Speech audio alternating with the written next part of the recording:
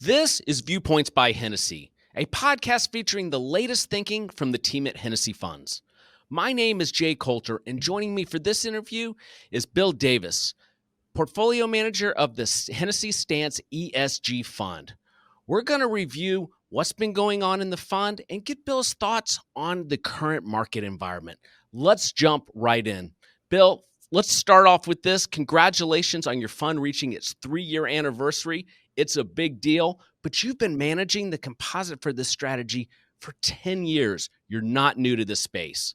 Why did you commit to ESG all those years ago? Jay, we committed to ESG back in 2013. Actually, it was even before ESG even existed. And the reason was a belief that over time, more and more investors were going to want to align their capital with their values.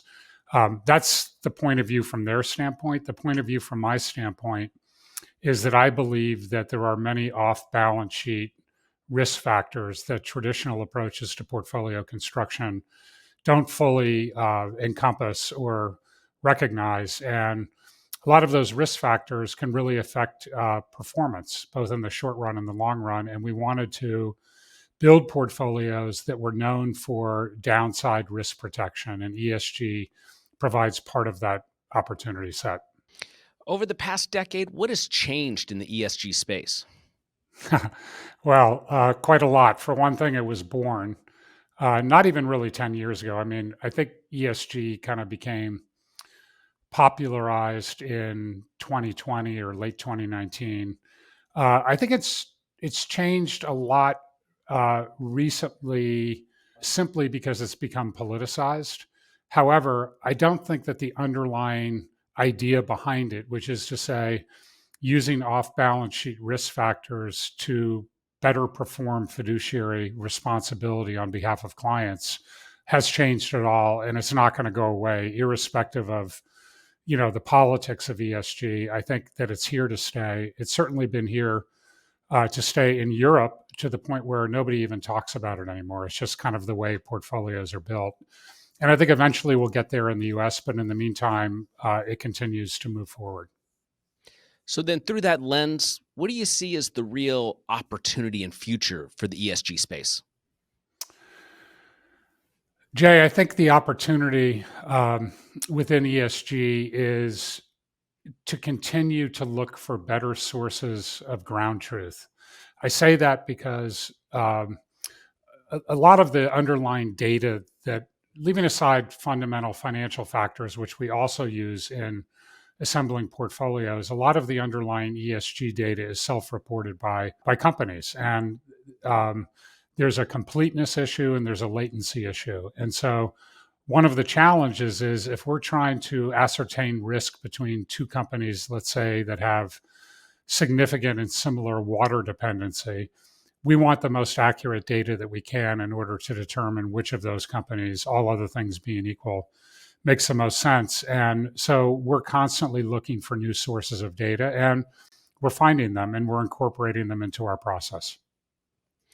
Bill, nowadays you cannot get away from a discussion about the markets and not talking about AI. How is AI incorporated into your investment process today? Well, Jay, I guess I'm happy to say that we've been incorporating AI almost like ESG before it was actually kind of referred to as AI, but we've been incorporating machine learning from day one. There are multiple parts of portfolio construction at Stance Capital and inside the Hennessy Stance ESG ETF. And machine learning is the manner in which we capture fundamental data, score it, rank it, and ultimately identify an opportunity set which we think represents the 100 or 125 companies every quarter that statistically are most likely to generate positive alpha and total return. We've basically been using ML and AI for over 10 years now in the process. So, Bill, as we're recording this, the Mag 7, or really maybe the Mag 3 now, have really been driving performance in the S&P 500. In previous interviews, you've shared with me that you tend to find opportunities in the bottom half of the S&P 500. Are you seeing a return to more breadth in the market today? Jay, I think we are seeing more breadth coming into the market, but I would say it has been slow and it has been relatively recently that we've really begun to appreciate it.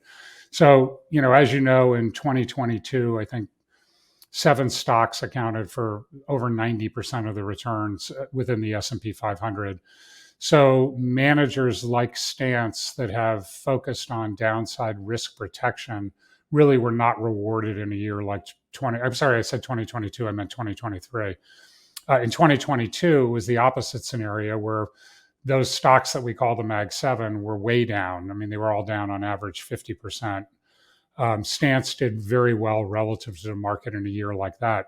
However, the more normal distribution curve is one where the equal weight S&P 500, meaning you take 504 stocks and you weight them all equally, that generally over 20 years has actually outperformed the market cap weighted S&P 500. And of course, that flipped on its head in 2023, but we are beginning to see that change and we're starting to see greater participation in the market among smaller cap names. And the final point I would make there is that you mentioned the Mag 7 is now the Mag 3. That's actually part of the point that I'm making is it's no longer seven stocks that are dominating everything. To be sure, NVIDIA is still doing the NVIDIA AI thing, but all of the others, or most of the others, including Tesla, Apple, are either down significantly or down mildly for the year. And we're starting to see participation in sectors like healthcare, industrials, and down cap. Let's shift gears and talk about the Hennessy Stance ESG Fund. How do you feel STNC is different from other ESG plays? STNC differs from other ESG strategies in, I'd say, at least three regards. The first is that we are authentically ESG. We're not simply buying data from a third party that we don't understand, where we don't understand how they calculated their scores. We're developing our own scoring methodology. And in fact, we're developing some of our own material risk factors that are unique to Stance.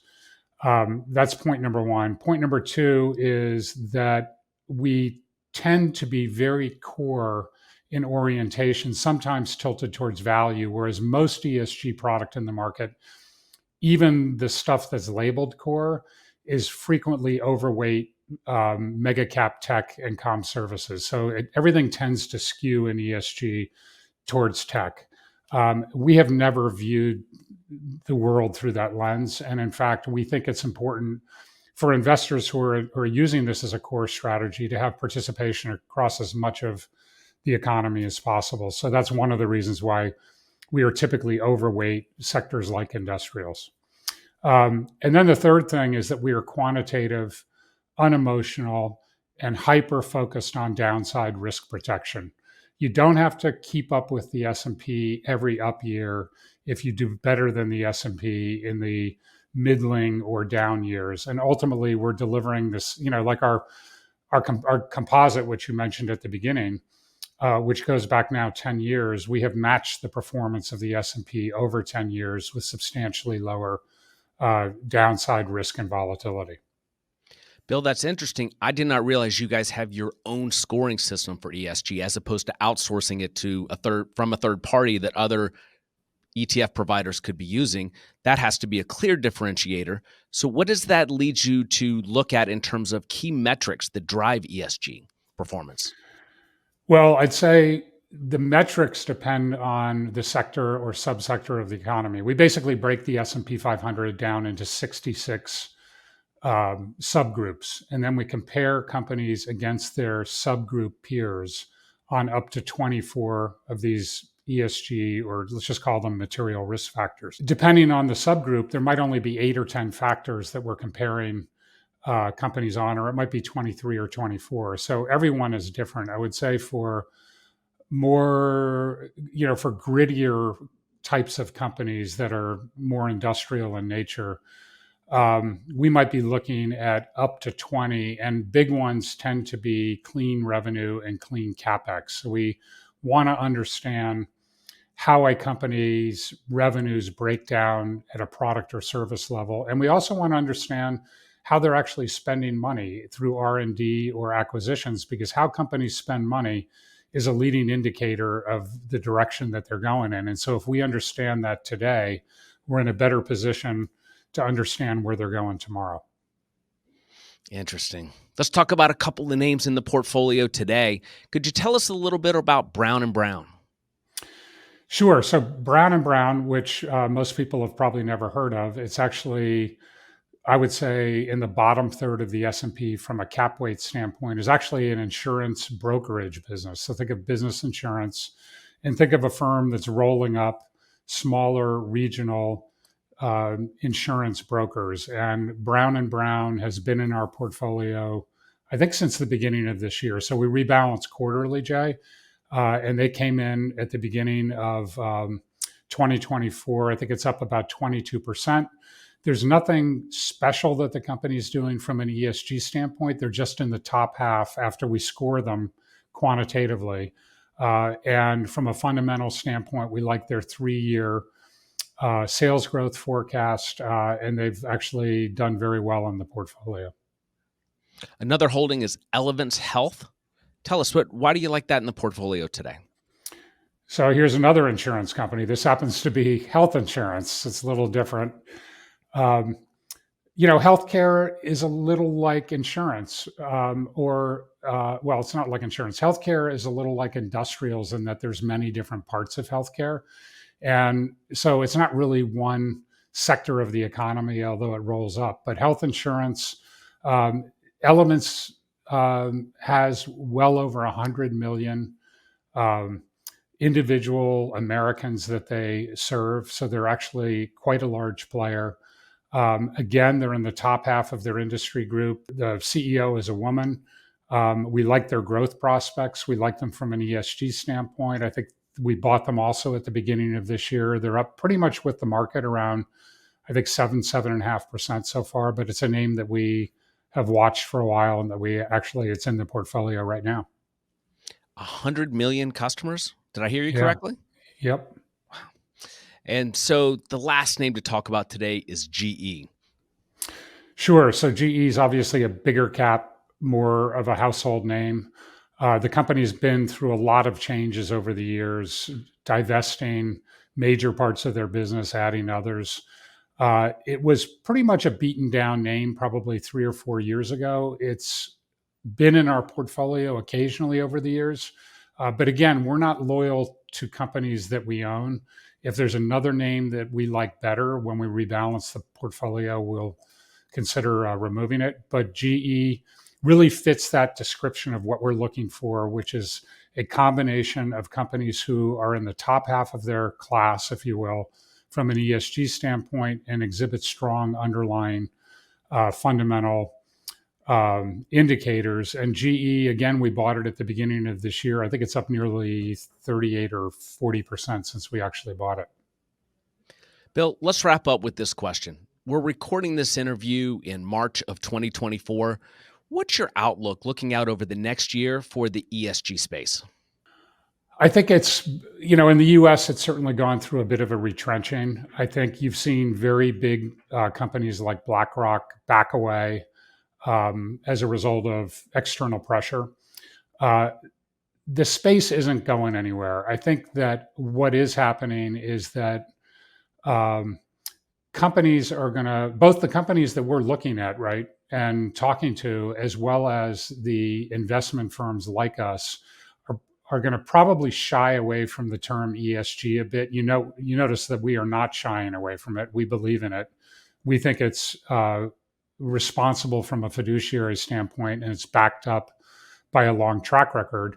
But as an active manager, we're going to continue to do what we're doing. And I think that we're going to find that the ESG space is going to continue to grow, although maybe less rapidly than it did in, say, 2020 and 2021. I think it's retrenched a bit, but it's going to continue to grow. Well, Bill, thanks for coming on this Viewpoints by Hennessy. Viewers, to learn more about Hennessy Funds, please visit hennessyfunds.com. Thanks, Jay.